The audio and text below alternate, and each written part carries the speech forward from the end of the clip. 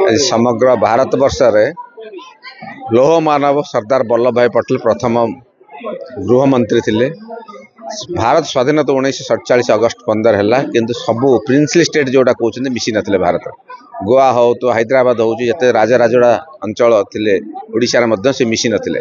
सरदार वल्लभ भाई Patel princely state को एकाठी करने पूरा बद्धपरिकर थे, समस्त को मिसई एकजुट करते प्रथम आम ओडिशार नीलगिरी स्टेट जोड़ा हूँ गड़जात अंचल प्रथम मिसी भारत स्वाधीन भारत रे परे परे समस्ते मिसिले। आज जो अखंड भारत स्वप्न देखुं बहुत बलिदान अवदान अच्छी।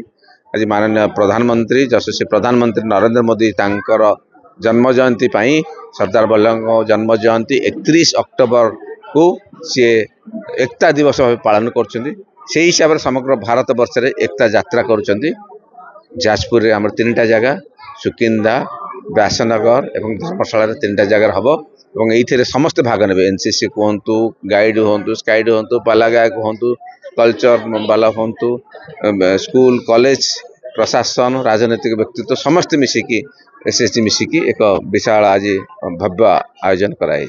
सरदार वल्लभ भाई पटेल 150तम जन्म जयंती अवसर में समग्र भारत वर्ष में यशस्वी प्रधानमंत्री नरेंद्र मोदी जी आह्वान रे एकता पदयात्रा बा यूनिटी मार्च अनुष्ठित होउछि।